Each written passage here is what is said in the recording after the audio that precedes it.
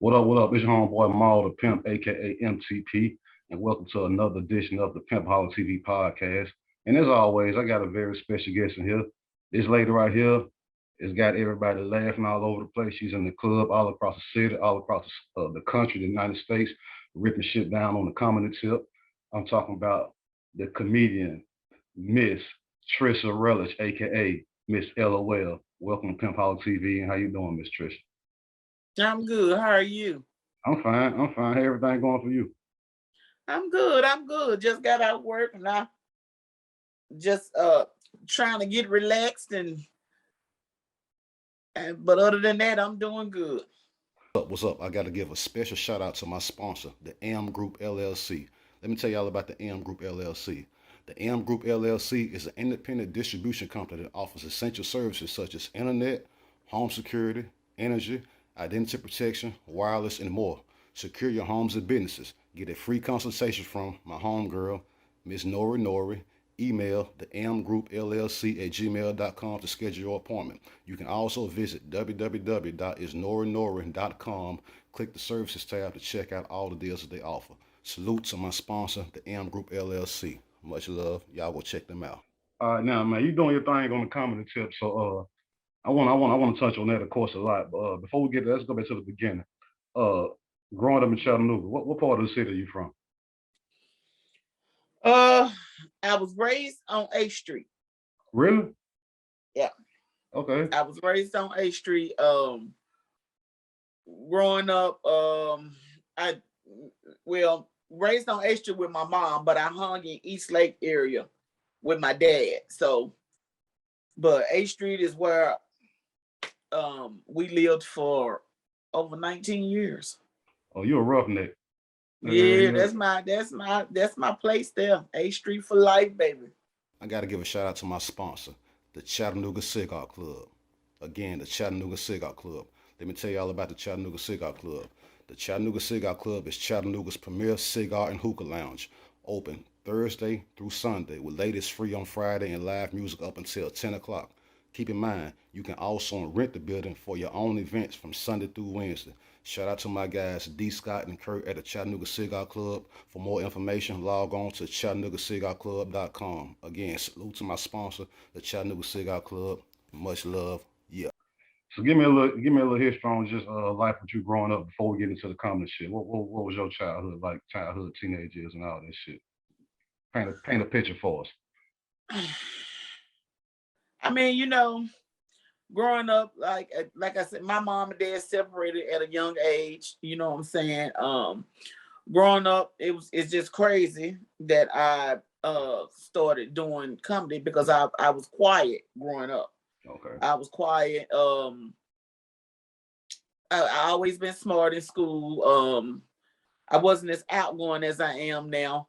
But then once I got middle school and high school, I don't know what happened. Just something happened in that, and then a can of worms opened and Miss LOL came out. So let me ask you this. Okay, I'm sorry. Go ahead. No, go ahead. So before you got into a comedy full fledged, like, was you the type of once you started opening up, was you cracking jokes on people? Was you had a natural humor? Like, when did you start knowing I'm kind of funny? When did that kick in for you? Well, yeah, I mean, really, the only difference between me and the stage is a microphone, cause it's just my personality. That's why it's good to be doing something that you don't have to work hard at. So when I say a can of worms open, that's I came out of my shell of being quiet and passive and everything, and I just became who I am. In high school, I got most wittiest. Okay. So after that, like I said, I just exploded and just and the fact that I've always been a helpful person and I like to see people laugh. I like to see everybody happy. You know what I'm saying? So I guess that was part of it. And then the only difference I did was just take it to the stage. Okay, let me ask you this. I did a little research. So in 1999, you entered into a comedy contest to open for Said the Entertainer.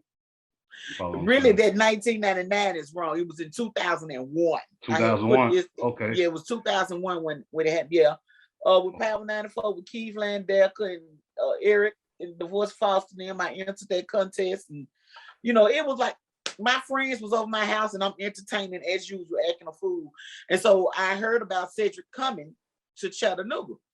So and I heard about the contest, and so I was just messing with my friends, just acting a fool. I was like, that's why I'm gonna open for Cedric Entertainment when they get here.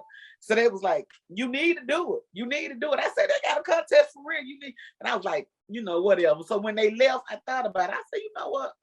I'm gonna call it into this contest. So I called it into the contest. We had to do some jokes or do something or whatever. I can't remember exactly what it was. And like the next day, they called me. And told me I was opening. And I was like, wow, really? And they was like, yeah. And so, that was my first time ever getting on the stage. When I opened for him. And so I done that, and then the rest is history. How did that go? Did you kill it? Was you all right? You feel me? Like how did that go? First time? No, well, from that, that's how I started getting bookings. You know what I'm saying? Everybody said I did a good job. Even him, they say usually Cedric don't stop getting dressed. He stayed down there. You know how he do with his wardrobe and his head and everything. When I got off stage, he had came up and he was right there. And I was like, he said, I don't usually stop getting dressed. He said, but I had to come up here and see who was up here killing this audience like this. He heard the laughter all the way downstairs in the green room, and he was like, I had to come see. And so, he hugged me and told me good job and told me to keep doing my thing, and stuff. So that's how that went. And so from then on. Okay, so once you chose comedy as a route, name some of the comedians that you looked up to that influenced you. You follow what I'm saying? Give me a few like I said, I love Cedric the Entertainer. Mm-hmm. I love Ricky Smiley. I like Mike Epps. Let me see. Oh, it's just so many. It's so many. You know what I'm saying? I just love people who have, who bring true comedy, to the stage. People who you can tell that it's a passion to uplift people. Dave Chappelle and people like that. Sinbad and Eddie Murphy. All those people. So it's just a privilege that I've gotten to perform on a stage that a lot of those comedians has performed on as well. It's just been a blessing. Hey, now let me ask you this, because I want to know this. What's the strategy of coming up with jokes? Do you look at shit on TV and then take it and flip it into your own joke, or do you sit here and just think shit off the top of your head? Do you go off some shit that you just seen earlier today at the gas station? And you like, how do you come up? How do y'all come up with this shit? Because I don't know that. You know what I'm saying? Comedy is just life. It's just life. So most of my comedy is about my life, my kids, stuff that I've been through in my life. You know what I'm saying? I just truly believe that God is a comedian himself, because he the one allows people to do the crazy stuff that happen. So if you just look at life and things that go on, like the day I got on the stage, saying I ain't written nothing down. I don't know nothing. Oh, that was freestyle. Just freestyle. Most of my life I freestyle. I just now, because I done had 5 children. I'm older. My body ain't what it used to be. I just now started to jot stuff down so I won't forget here, because I got that Alzheimer's. And I just stuff don't click in my head like I used to. But most of the time, I mean, it's been times that I have got on stage, did jokes or whatever, and people bring it back up to me that I said it. I don't even remember I said it, because it comes from, I just do it. I mean, you just up there, and my goal is to make them laugh, and that's what I do. Hey, so let me ask you this. Have you ever had a moment when you a joke that you had that in your mind you knew was funny, or that worked in other different settings? Then when you got to this one stage, this one city, you told it and it didn't fly. Absolutely. How do you bounce back and catch them right quick before they start becoming unentertained? You follow what I'm saying? Well, I do like a lot of comedians do. Once you try it and they don't laugh, you might have a little tagline and say, y'all get that in the car, or you know, that one didn't work. Let me go ahead and get that one, race that one didn't work, or whatever. You know what I'm saying? So you just remember, or you just, you know, or you know, if that one don't work, you just jump right back in with one that you know that's a good puncher, so you won't lose them. You know what I'm saying? You got to keep them going, because once you lose them, they like ready to go. Everybody tired. Right. You know, you ain't gonna get no more laughs. Right. So you know, you know, comedy takes time. It's a skill. You know what I'm saying? And you have to learn your audience. You just got to learn your audience. You know, I've been doing November 9th made 20 years. Oh, okay. So I've been on the stage in front of people for 20 years. 20 years I've been doing it. And so, you know, it's just been a blessing, and I'm truly humbled by, you know, the thing. Just today, I didn't even know, or I was featured in Church Stars magazine, because I don't know if you know, when I started out, I was doing dirty comedy, but I don't do dirty comedy anymore. I'm a clean comedian. I've been a clean comedian for over 15 years now. Why? So Why do comedians do that? And before you answer, let me say this. But I'm before you, when you come on stage, I ain't mean to cut you off. I'm sorry. When comedians come on stage, and we used to, I think Chris Tucker flipped like that. You follow what I'm saying? And somebody else, so I can't remember. But like when you come on stage and it's what we used to hearing, that's what's been working for all these years. So why do you flip it up? Is it religious reasons? Or is it like you don't want to be looked at in that light no more? Because what you've been doing, obviously been working. That's what's been keeping you on stage. Why change it? Well, you're not going to lose your audience if you keep cursing. That's how you got your audience. No. I let me tell you what happened. Okay. When I was doing comedy, worldly comedy, dirty comedy, I would have to go places and they wasn't paying me that much money. Okay. All right. Mind you, I'm a single parent of 5 children. Right. So therefore I would have to find somebody to keep these children, and they weren't paying much money. Comedy, you got to crawl before you walk. So I will go do this comedy set, be gone all this time from my children. When I get home, all the money, the little money I made, to go to the babysitter. When I started doing clean comedy, I could take my kids with me, and the money I make is my money, and I can take my children to McDonald's when I leave there. You see what I'm saying? Right. And then if you can't explain it, it's God. It's just, you know, people spoke stuff into my life, and my comedy didn't take off until I changed. You know, some people told me, this guy spoke a word to me. He said, you're an awesome comedian. You do an awesome job. He said, but you will not go to where God wants you to be until you use it to glorify him. So at that time, I'm like, well, whatever. Then another lady spoke to me. She said, you know, curses. She said, blessings and curse words should not come out the same mouth. Okay. Then it got to the point to where, you know, I'm a Christian woman, and I was going to church on Sunday. So I would go do this nasty, dirty show, talk about all this stuff. Then I get to church Sunday and sit beside somebody who was there doing the show. You know what I'm saying? So then I got convicted. Because now last night I was talking about penises and all of these things. And now I'm in here hollering about hallelujah, glory, God, thank you, Jesus, you know, and so it was conflicting with my spirit. I was convicted. Then to top it off, I had a grandbaby. So I was like, Lord, I don't want, you know, all these cameras, you know, social media and all this stuff became relevant in the world, and everybody record you. I said, I don't want my grandbaby to be able to Google me and listen to all of that stuff coming out of his granny's mouth. So, you know, I was convicted, and it made me change my ways, change my life. And then my relationship with God got stronger. Gotcha. And, you know, it's just something that's not. Now, I'm not saying I still will do a show in the club. I still will do a show different places. I mean, it don't matter where I go, but wherever I go, I take God with me. Right. You see what I'm saying? So I've been the headliner for comedians who are dirty. But when I do my show, I still stay clean, and I get the same result. Yeah. You know, so you know it's all about, you know, what you want and what you. I mean, some people feel like they can't be funny unless they're cursing, unless vulgar stuff is coming out their mouth, and it's not true, because I proved it to be wrong. I did the Apollo 2018, and at those places, in some places you can't you can't cuss at all, whether you're a clean comedy, a comedian, or a dirty comedian. If you go to like the Apollo, you can be a dirty comedian, but when you hit that Apollo stage, you can't have cuss words coming out your mouth. So you got to learn how. So you have to be versatile. You know, I can go back to dirty comedy anytime I want to, but that ain't what I choose to do. Right. God has lifted me to the place where I am. I just got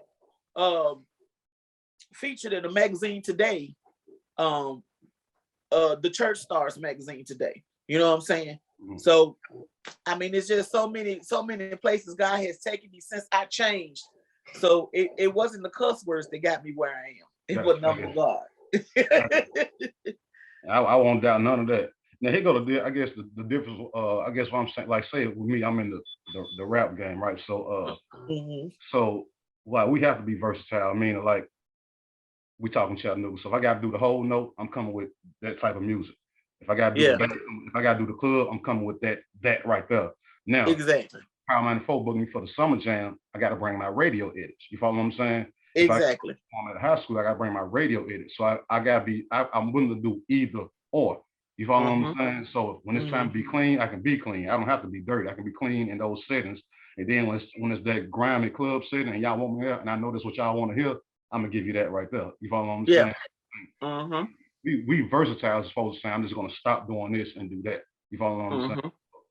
That's kind of why I asked that question. You know what I'm saying? That's why I asked. Yeah, I mean, and I'm versatile. I can do both. Now I can do both. I just choose not to. Right. I done.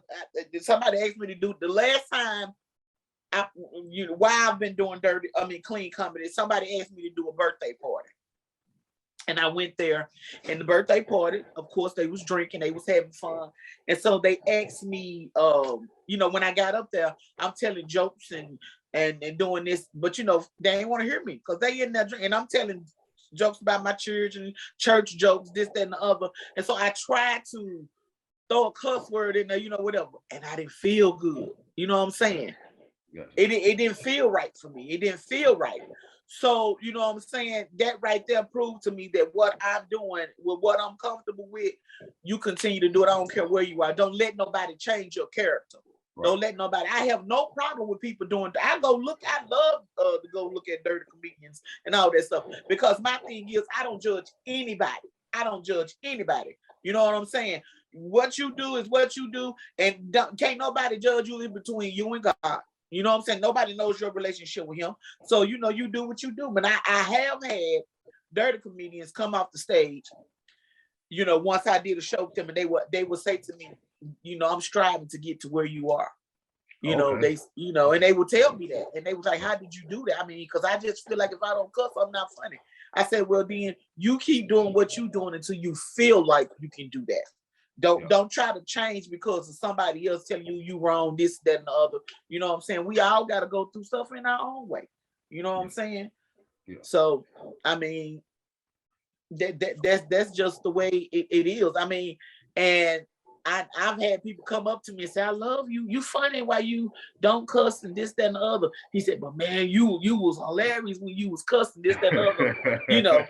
They say all of that, and they ask me to do that. I'm like, okay, well, I'm hilarious to other people without cussing. So, I'm not gonna challenge my faith in what I believe in just because you said. Hey, so I heard you say earlier the only difference between you and the audience is the microphone. I heard you say something like that earlier. You follow what I'm saying? Yeah. Now this I want to ask you, but this is what I think. I think it's a different type of fun when you're talking about in person versus being on stage. That's two different. That's like reading in your head and reading out loud. Reading out loud is a whole nother reading. You know what I'm saying? And I'm saying that to say this. Like I remember, cause I'm a cool guy. I got a natural sense of humor. I'm not a comedian. I got a natural sense of humor. When I was in college one time for homecoming, the Sigmas asked me to get up there and do a comedy for their comedy show. I said, I'm not no comedian, man. I perform, no comedian though. You fun. I say, I'm funny to y'all while we kicking it as homeboys. I can't get on stage and make nobody laugh. That's not my thing right there. I'm gonna get up there and get booed. And they want me to perform up there. I do that before it's me doing comedy. I'm not a comedian, bro. Don't get that confused with us just chilling in the dorm room. You follow what I'm saying? That's not my. So I think in-person fun is just kicking it amongst your peers versus being on stage is two different funness right there. You follow what I'm saying? So it is in a sense, but it's all about presentation. That's all it is. Break it down. It's all about presentation. It's the way you present it. Yeah, you sit around and chill with your folk and stuff, whatever. But when you get on stage, you present it a different way that makes it comedy. You see what I'm saying? Chilling with your friends, that's laughing or jugging or whatever we call it. You know what I'm saying? But when you get on stage, you present it a different way, which turns it into comedy. You know what I'm saying? So I tell everybody all the time. There's a lot of people say, "You're a comedian. I'm funny." They be like, "I'm funny too. I'm funny too. I can do this." I say it's not as easy as you think it is. I say, yeah, you laughing in the room with your friends or whatever. You funny to your friends. I said, but it's a whole different ball game when you get on that stage and you got 1,000 pair of eyes looking at you. Yeah, that's a hard job, you know, man. Right. Black folks, if they paying $15 to see you, they want $15 worth of laughs. Do you hear me? They want all of their money. They want every inch of it. Yeah. And then you might get somebody who came just to come and they sitting right in front of you and ain't cracking a smile. Do that make you feel uncomfortable when you see that, when that happen right there? No, because they ain't the only one paid their money. Okay. I ain't come just to perform for you, because no matter if you laugh or not, my check don't change. My check stay the same amount. It ain't gonna change. I don't care if you laugh. You can sit there and cry and go to sleep if you want to. My check, I already signed my contract. My check gonna stay the same amount, baby. It don't matter. You know what I'm saying? And what you want them to, because you want to feel like you done your job. Right. But you can't please everybody, baby. If you think you gonna please everybody, baby, you gonna stop yourself from succeeding in a lot of stuff. You just got to go for what you know what I'm saying? And then work on getting better. But it does feel good when you can crack that person who ain't laughing for nobody else. Right, now, I've done that before. It's been a person that sit there and through every other comedian, they ain't laughed, cracked a smile or joke. But when I get up there and I get them, that makes you feel good. You know what I'm saying? So, and there's been some people who ain't said a thing. Hey, are you the type that like the joke on people in the crowd? Whoever in the front row, they can get it. That ain't you right there. Yeah, because you know what? That's another thing too. To me, that's not comedy. Because my children, that's not comedy. That's what we call jugging or checking at somebody. That's not comedy. You know, comedy is joke in a punchline. That's comedy. You got the joke and you got a punch. But anybody can talk about somebody. Anybody can look at me and say, "Look at her with that peach on. Well, she look like a big flower garden." So, anybody can say something to say something funny. But is that comedy? You know what I'm saying? Is that comedy? No, because I'm sure you can pick anybody out of the audience and put them on the stage and tell them to talk about somebody in the crowd, and they can do it. They may not be a comedian, but they can say something funny about somebody in the audience. But your job is not to why you gonna demean your audience? You know what I'm saying? And which a lot of people get, because the 85 South Show, that's what they do. They talk about their audience. Yeah. You know what I'm saying? Wild and Out, all of those people. Now I can do that to people, but in today's society, that's not my thing. I'm not gonna do that because you don't know what nobody mind that. Right.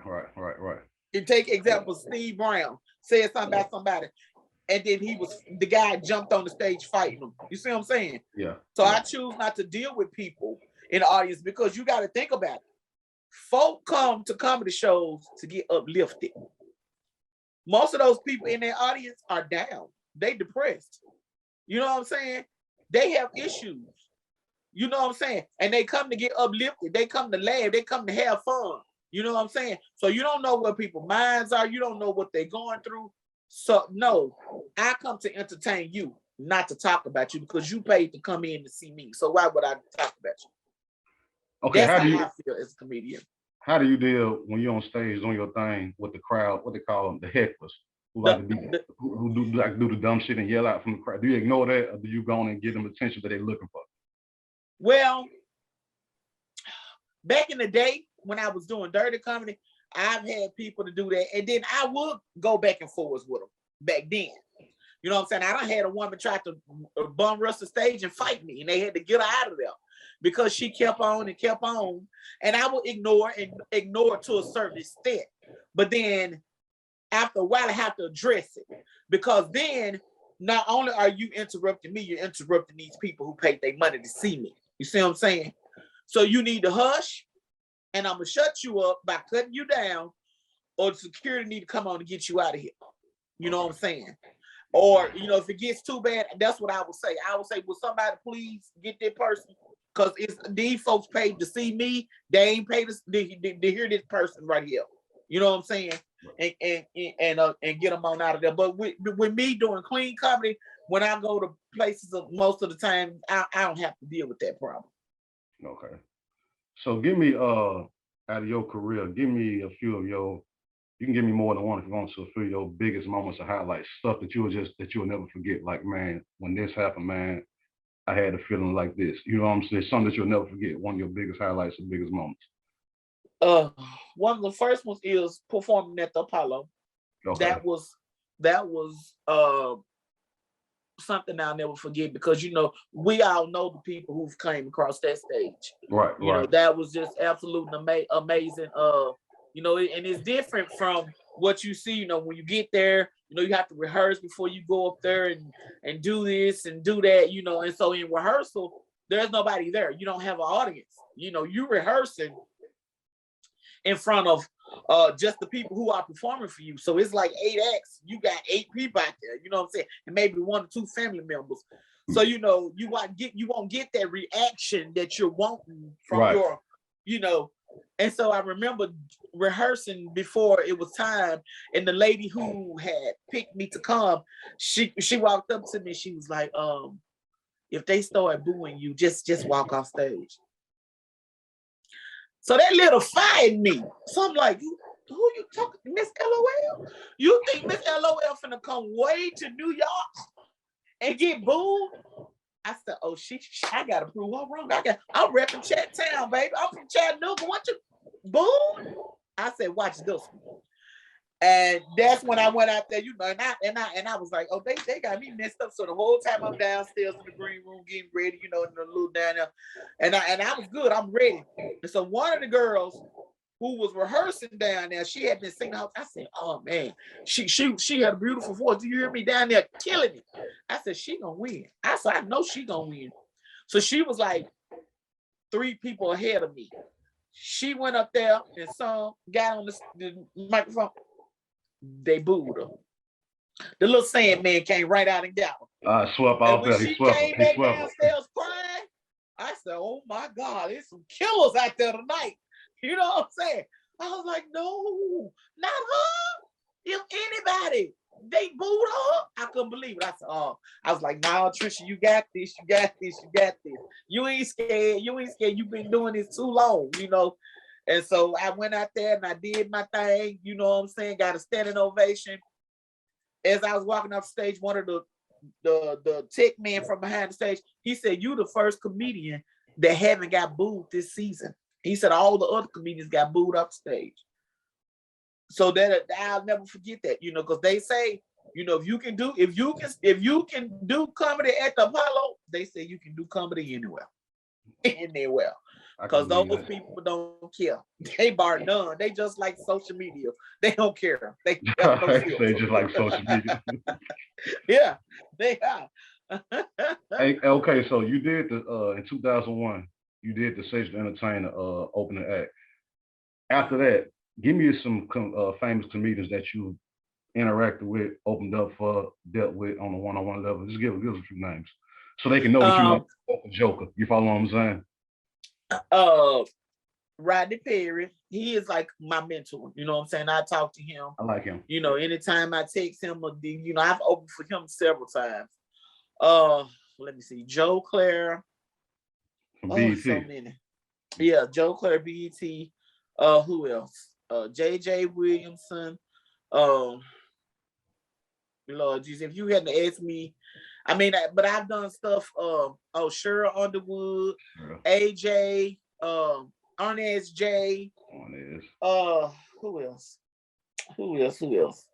I've been on a lot of shows with R&B singers, like Life Jennings, Lenny Williams, Rough Ends, Tony Terry. Yeah. Who else? So many. It's just so many. I mean, John B. I did a Oh, show in Las Vegas with Jay Reed. He won the funniest thing on TV. Um, John P. Key, I opened for him. He's like my spiritual father. And he put me in his movie. Killer Bees. I don't know if you know him, Killer Bees. I've heard the name. I don't know if I heard the name. Yeah, he's a cool comedian. I did take the DVD with him down at Zayne's in Nashville. I've been to Zayne's a few times. Yeah. Yeah, Zayne's oh God, it's just so many that I've been encountered with that it's just I mean I just sometimes I think about people who I've came across and I'm just amazed and I'm just so blessed by it because it's like it's not a day goes by I can't turn the TV on and say and I see people and I'm like, oh man, I remember when I met him. I remember when I met him. I mean, it's just it's amazing. It's amazing. Let me ask you this from a comedy perspective. I'm gonna say this from a rapper perspective first. I'm gonna flip it on you. Like from in the rap game, like we can start out, we can create a nice independent buzz where we're known nationwide across the country, but it's still something that keeps us from getting over that next level. And usually that comes with signing a deal to where you have a major behind you, you get that official budget to where you can get the radio play that you can't afford to pay for yourself. You get billboards out in Times Square, Melrose, on South Beach, shit that you couldn't pay for by yourself. You follow what I'm saying? You're doing good with it. You get that pushes you over that limit right there to where it's like, okay, he's arrived now. What does it take to get the comedian to that point? Because you've opened up for X amount of acts, so there's no problem doing that. You got that. What does it take to put you on that level? Is it a contract? Is it a cosign from a famous comedian? Is it being brought on the road for 30 days? Is it been put on Comedy Central? Like, what is that one thing that'll be like, okay, bam, I'm good now? Basically, I feel in today's time, it's basically being at the right place at the right time. Okay. And not only that, social media is everything. Social media is everything. It's all about viral. You got to go viral. Right. And being in it's the rap game, the music game, the comedy game, everything is so saturated now. Yes. That yes. It's not even about talent anymore. Right. And that's why sometimes it bothers me because it's about numbers. That's it. If you go viral and you have the numbers and they feel like people will pay to come to see you, they don't even care if you're talented. That's right. They don't even care if you're going to be entertaining. They don't even care if you're going to please the audience. All they care about is selling tickets. And if they sell the tickets, they don't even care. It doesn't matter to them because they don't made their money. So that's why sometimes in this, you know, like I did a show with Shula King. I don't know if you know who that comedian is. I love him. That's one of my. I don't. Okay. Yeah. And see, that's exactly what I'm saying. This man is absolutely hilarious. He's been doing comedy for about 18 years now, maybe. He said he only got noticed after he'd been doing it for about 15 years. Why? Social media. But he's been doing it for so long, but nobody knew who he was until he did social media. So I tell anybody who's in the rap game, music game, whatever, you gotta stay on there. And it's hard work. It's hard work doing all of that. Because I do all my social media and stuff by myself. Right now, I got over 220,000 followers on TikTok. And with all of my stuff connected, I probably got over 300,000 followers. But I had to work hard. You got to post here, post there, do this, do that. You got to do all this stuff. You really have to have somebody doing that for you. Yeah, where you're trying to do something else. That's true. You have to. I mean, that's the only way. You got to stay. And when you get those fans, to keep those fans, you got to keep them entertained. So it's consistent. like a job. Consistent. Yeah. It is a job. It ain't like it is a job. It ain't like a job. It is a job. Yeah. It is a job. Yeah. It is. And people who don't treat it like a job, whether it's comedy or music, people. And I tell a lot of artists in the city that the ones who are humble enough to listen to me, this is my job, bro. This is a hobby for you. You follow what I'm saying? So we got got different mindsets. Because I take it a whole other way. You follow what I'm saying? You have to treat it like a job. If you don't treat it like a job, and some people have jobs they don't like to go to. In a situation like this, I feel like you love what you're doing. I love what I'm doing. So There's nothing wrong with us working 8 days a week, 25 hours a day. You follow what I'm saying? We don't know what overtime is. We don't know what overtime. We don't know what overtime is. You follow what I'm saying? Like it's 9 to 5. It's after 5 o'clock. We are both working right now. Yeah. You're working because you're doing an interview, but this is promoting you. I'm working because I'm doing something to promote my website. You follow me? So we're both working after hours. So we're still on the clock. You follow what I'm saying? So it's being treated like a job in every level. And people who don't treat it like a job, your outcomes are going to be different than the outcomes of the people that do treat it like a job. You follow what I'm saying? Yeah. And you got to have perseverance when you do this stuff. You got to keep going, because the thing about it is people get discouraged because they don't get as many likes and as many of this, as many of that. And they be like, well, ain't nobody watching, ain't nobody see. It's not going to happen overnight. Right. You got to continue to do it. You got to keep pushing. You got to keep pushing, because guess what? All it takes is that one person to see it and make it go viral. That's it. It'll take one person. That's it. One person. Or one something to make it go viral. You know what I'm saying? That's the way of the world now. I mean, that's what it is. I mean, but you have to keep pushing. You got to be persistent. You have to want it, and you cannot see. That's part of the reason why people don't make it and they don't get as far, because they're in it for the money. If you're in it for the money, you might as well quit now. No, you gotta love it. You gotta love it.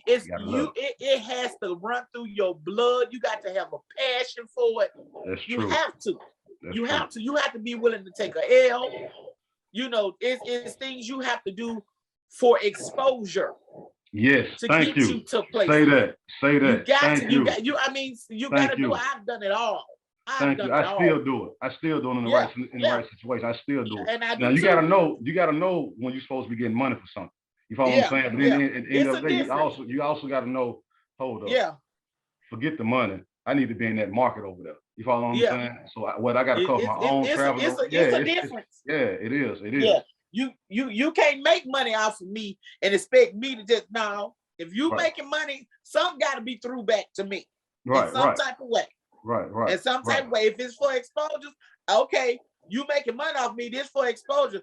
Some kind of gig or something got to come out of this. I'm getting free. I'm getting something. I gotta get something. You know what I'm saying? Like with my contracts and stuff, you know, room and board and food and all that stuff is negotiated in it. You know what I'm saying? So okay, if I ain't getting paid and I'm traveling somewhere to do a show and it's for exposure, your budget ain't like this. Okay, well, you gonna feed me, you gonna room me. Right. You know what I'm saying? I'm gonna get special treatment. I'm VIP. I mean everything. Yeah, you gotta finesse. You know, we gotta negotiate something, because my time is worth money. Right. I'm worthy. You have to know your worth. If you don't know your worth, ain't nobody gonna treat you. Because let me tell you, people gonna pay for what they want. They gonna pay for what they want. Damn right about that, bro. If they don't want you, if they don't want it, they ain't gonna pay for it. But if they want it, they gonna treat you like they want you, and you have to teach people how to treat you. You got to teach them how to treat you. You know what I'm saying? You got to walk around with your head up and be professional, act like you've already arrived. And like you got to act like you a star at all times. You got to act like you a star at all times. Yeah. You got to have that mentality. There's a difference between ego and, having confidence. Ego or being conceited. Yeah. You know what I'm saying? But you got to walk around. You have to show. Ain't nobody going to pick nobody or want nobody who ain't confident about what they can do. You got to show them that you're confident about your talent. Yeah, I'm confident about what I can do. And that's why when that lady told me, if they boo you, if they boo me, what? You know who you talking? I'm confident about what I know I can do. Just because I ain't showed you right here, you ain't the folks. I know you picked me to come here, but you wait, give me the microphone and I'll show you what I can do.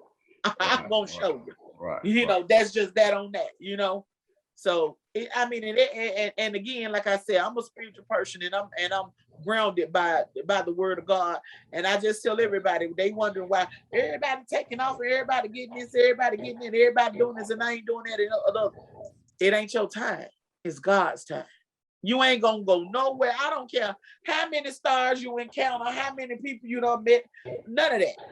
You ain't finna do nothing. You ain't going nowhere. Ain't nothing finna happen to you until God said it's your time. Right. Somebody else can tell you, man can tell you anything. You know what I'm saying? And then sometimes, you got to get to the point to realize you might be where God wants you to be. You might be right there where He wants you to be. You know what I'm saying? So, you know, Model Pimp might be right here because you're an inspiration to the people right here where you are. You know what I'm saying? Right here. Everybody looking up to you and what you doing. You know, you helping the community, you interviewing people, you doing this, you doing that, and you're right here in the reach of where God needs you to be. Because people, you don't know who's watching you. Yeah. You never know who's watching you. Yeah, you're right about You know, that. you never You're know. right about that. You're right about that. You're right about that, So Trish. you're helping when you don't even know you're helping. Yeah. Somebody's looking at you and you're encouraging somebody's and you don't even know you're doing it. So okay, somebody else might be up here and they rich with money and all that and all this, but you're rich in love. And you have to understand that. But it comes with growth and what you do. You know what I'm saying? So I had to grow to learn that. Gotcha. So Trisha, what's coming next? I mean, what's coming up next? What can we expect? Any upcoming shows, any upcoming business ventures, and anything releases, anything we need to be looking out for? Let us know that. Yeah, well, I got a couple. I got a show this weekend. You know, I'm always doing birthday parties, family reunions. You know, all type of things like that. But this year, I was chosen to perform at the Laugh Factory in LA. Okay. Which is a very it's you I know heard that's of that. another stage. Yeah, it's right there with Apollo. I be seeing the little things on the internet with them. Yeah. Yeah, the Laugh Factory is right there. Some of the Kevin Hart, Dave Chappelle, all those big comedians, they have went through that stage. You know what I'm saying? Right. So in order to perform, to even get chosen to be on, it's a 3-year wait list. I 3 years. Yeah, it's a 3-year wait list. I applied for it, sent my Apollo video, and they moved me up the list actually. Okay. And it's usually 3 years, a 3-year wait list, but they moved me up the list, and I actually performed this year on Mother's Day in LA. So I'm looking forward to that. And then, you know, in between there, I'm doing different little shows or whatever for, you know, private engagement. So okay, yeah. Well, look, before we get out of here, I gotta do my thing, which was called the Pick One Challenge. So I'm gonna name 2 things, and I want you to pick one. Okay. You ready? I'm ready. All right, first, Bernie Mac or Steve Harvey? Bernie Mac. D.L. Hughley or Ced the Entertainer? Ced the Entertainer all day, every day. Chris Tucker or Mike Epps? Mike Epps. Buffalo Shack or Heavenly Wings? At home in the kitchen, I'm frying my own. I don't even know what the Buffalo Shack is. What is that? Right there in Eastdale, the little setup in Eastdale. No, the little red. You ain't never heard? Oh, I really don't like nail one of them. I'd rather fry my own. Okay, one more then. Mimo's or Herman's? I don't eat at those places either. Neither one. All right. Check this out. Kings of Comedy or Queens of Comedy? Kings of Comedy. Samore or Monique? Some more. Beyonce or Rihanna? Beyonce. Ricky Smiley or Kevin Hart? Oh, that's a hard one right there. But I would have to say Ricky Smiley. That's my dude.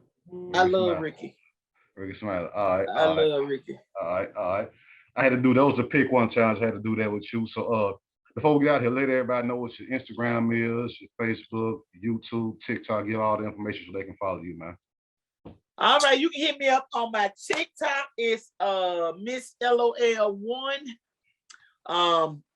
You can my Facebook is Trisha Relich or Miss LOL. Instagram is Comedian Trisha. Twitter is Miss LOL 423. YouTube, you can just look up Trisha Miss LOL, or you all can just go to my website, www.comedianmisslol.com, scroll to the bottom, click the link, and it'll take you straight to all my social media. That's the easiest way. There you go. Well, Miss And all Trisha my Rutledge, merchandise is on there as well. I have my yeah, own fragrance line. I sell let them know. t-shirts and everything. So just go to my website. Like I said, www.comedianmisslol.com. You'll see everything. I got new products coming soon. And I'm just gonna keep pushing. Keep pushing. That's what's up. That's what's up, Miss Trisha Rutledge, aka Miss LOL. I thank you for tuning in, man. Thank you very Thank much you for for having me. insight with us. And y'all, this has been another edition of the Pimpoholic TV podcast. Make sure you go to my website, www.mallthepimp.com. Subscribe to Pimpoholic TV on YouTube. Follow me on Instagram and Twitter, which is @mallthepimp. Thank y'all for tuning in. Thanks to my special guest, Miss LOL, aka Trisha Rutledge. And it's been love, y'all. We out of here.